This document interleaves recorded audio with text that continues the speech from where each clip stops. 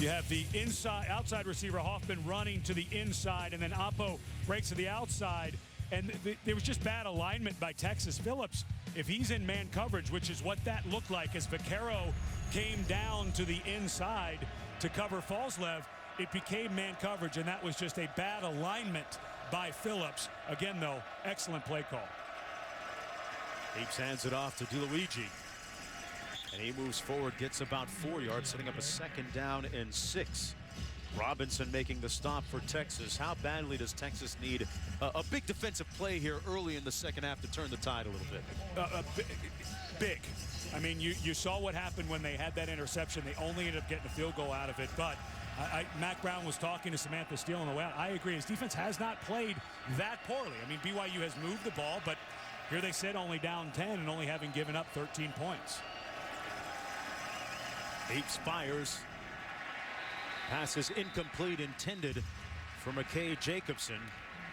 Closely covered by Quandre Diggs. Let's take a look at the numbers from the first half.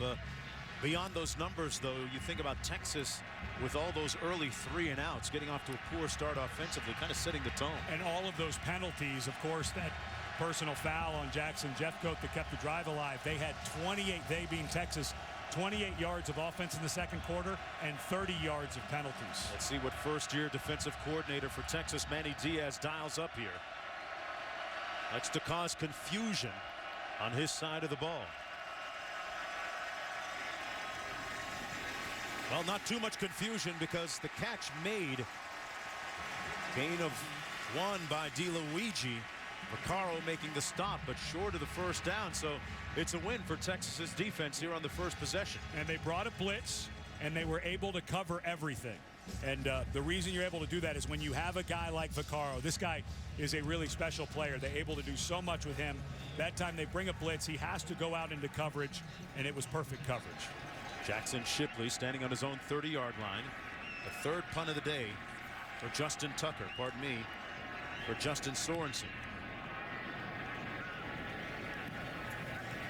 And the ball is going to be marked out of bounds right around the Texas 38-yard line as we go downstairs to Samantha. Yeah, guys, this Texas team is looking for some energy with such a young squad playing 18 freshmen. They need it now. The first half, the crowd was pretty silent with a couple of sporadic boos.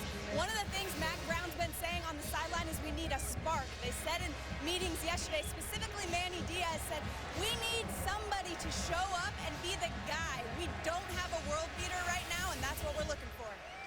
And you don't see Mac Brown doing that very often. That time he's trying to get the crowd into it a little bit and his sidelines. That's not out of character, but he knows what his team needs right now.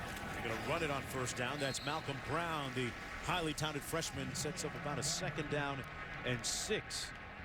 A lot of personnel coming in and out on every play, sometimes a quarterback, and now David Ash comes into the ball game at QB.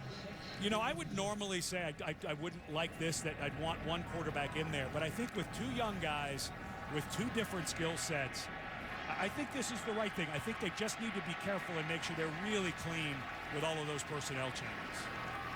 DJ Monroe in motion, then sets. Takes the handoff. Monroe with the first down, gets to the edge, and DJ Monroe to the 32-yard line, chopped down finally by Corby Eason. But a big gain of 26 yards. Well, and David Ash decided he was going to run right alongside of him. This is a zone read play. He makes the right read, and I like that. You know what that did for him as he ran sideways with the running back? It let him read the play a little bit longer so that if he needed to pull it, he could. That was a pretty savvy move by a freshman. Fozzie Whitaker in the ballgame now at tailback. Ash still in. Time to pass, has a man, and incomplete. Through the hands of Darius White. Looked like he might have been able to make that catch, Ed. White was the guy who, remember, fumbled on that one a little bit ago. That ball, normally you're going to get a little more air on it. That ball was thrown a little flat. These are little things that they'll work on, but I agree. White seemed to be able to get up and get his hands on it. Need to make that play. Case McCoy now in on 2nd down and 10. Brian Harsin, the first-year offensive coordinator here, really pressing a lot of buttons, pulling a lot of strings here. McCoy hands it off. And a nice cut by Malcolm Brown for the first down.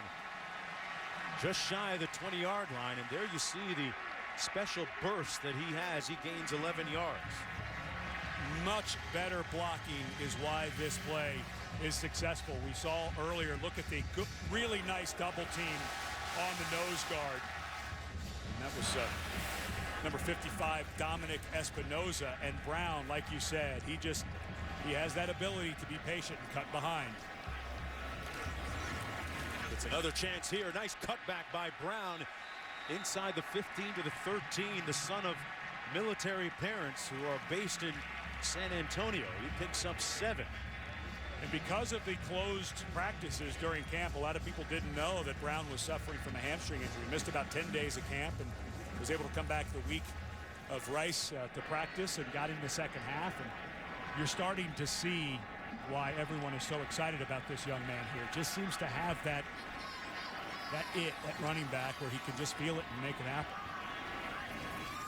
Ashton, the quarterback. He hands it off to DJ Monroe. Still on his feet, down to the 1-yard line. First and goal, Longhorns. And they have come out with fire here in the second half. A pickup of 13. And Harsin goes back to the same play he ran a moment ago, but this time to the right. And Ash does a wonderful job getting a cut block on a defensive lineman who was closing in. That's going to win you a lot of fans in the locker room and in film study when you do things like that. This combo quarterback package of Ash and McCoy moving the ball. McCoy in now under the center. Johnson, the deep back out of the offset eye. He's the hammer guy. Johnson, touchdown, Texas.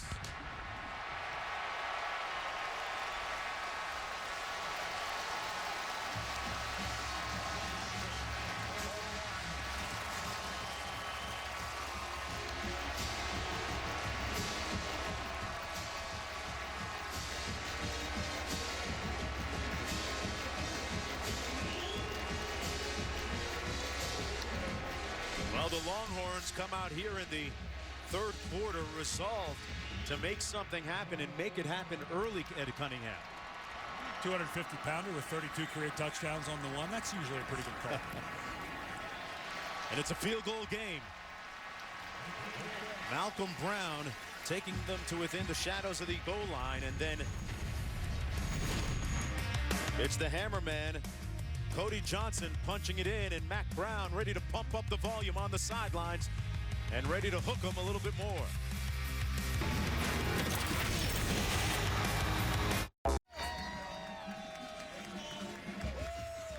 Back here at Darrell K. Royal Texas Memorial Stadium, it's a 3-point game, and Mac Brown telling us that he's never been happier than now on the sidelines in his 14 years at Texas.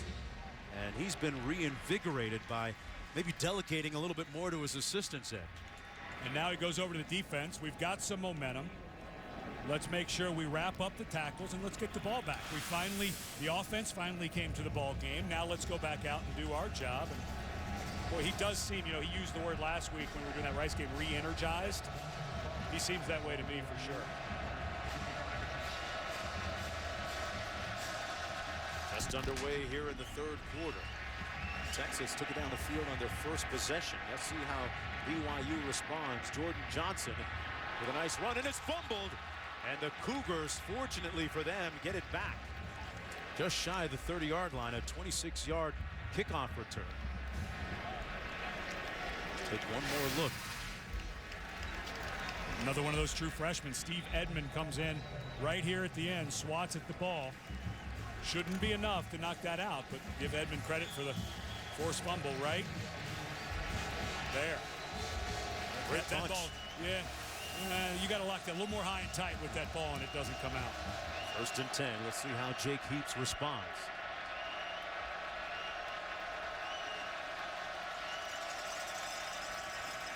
Luigi on the handoff, got a seam and got to the corner. Sets up a second down and 2. Well, this week on Sunday Night Baseball, we remember September 11th, 10 years later. First at 7 Eastern, ESPN2 Baseball tonight. We'll have live coverage of a pregame ceremony from Citi Field where many of New York's first responders and their families will be honored. Then it's the Cubs against Mets on Sunday Night Baseball. A pass incomplete. Intended for number 80, Marcus Matthews. I really like Kenny Vaccaro. Coaches talk about one of my favorite descriptive terms for a defensive player is sudden. Vaccaro is one of those guys who's just sudden. He's very explosive, and that time had great coverage and knocked the ball away right at the last second. If I'm Texas, I'd be very leery of a draw play here. Have not seen a draw delayed. Let the defensive lineman come up, and I have a feeling Vaccaro getting a little tired. And Nelson comes in, which makes you think run play. Wow. And they're going to call a timeout. BYU a little disconcerted. And looking at a 3rd and 2 when we come back.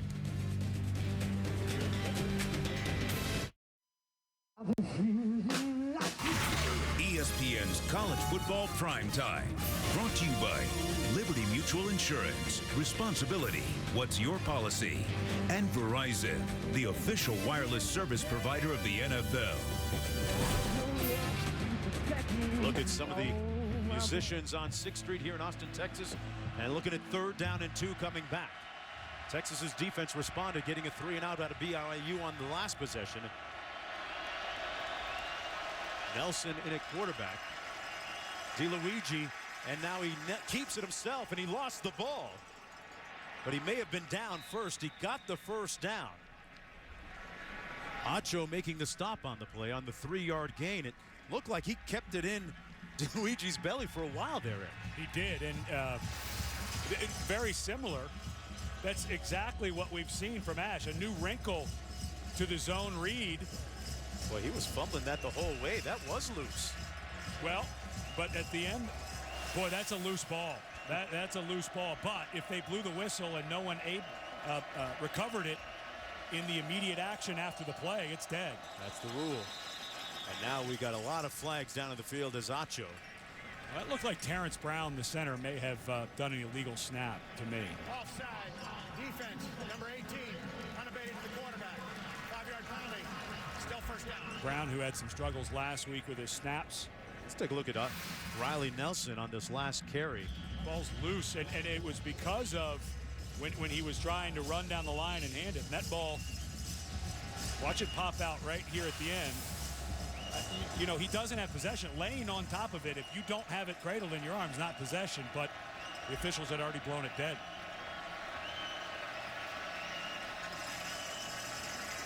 Luigi, boy, he's got some deceptive speed, and he gets another first down.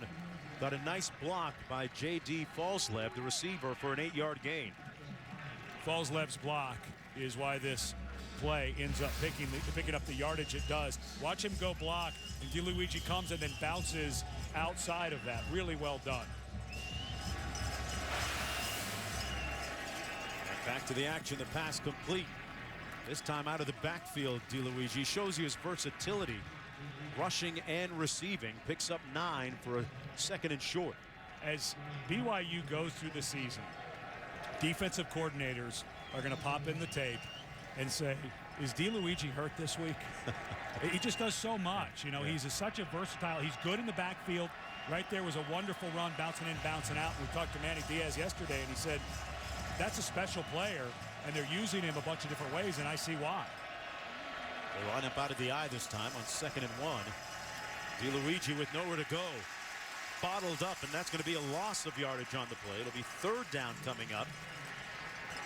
Dorsey and Keenan Robinson there to make the stop for Texas. And for me, this is a place where young offensive coordinator, 3rd and 3. I think you may want to take the top off of one here. Maybe a play action and see if you can't get one of your tall receivers, Hoffman or Oppo, free on a post. Oppo is lined up to the bottom of your screen. To Heaps' right. BYU 5 of 10 on 3rd downs, and more movement again by Texas. And that's Jackson Jeffcoat, of course. He had that personal foul that kept the drive going at the end of the half there. Offside. Defense. Number 85. Unabated to the quarterback. 5-yard penalty. Yardage results in a first down. It was Jeffcoat again, and how much of that, Ed, is them getting used to getting in sync with Manny Diaz?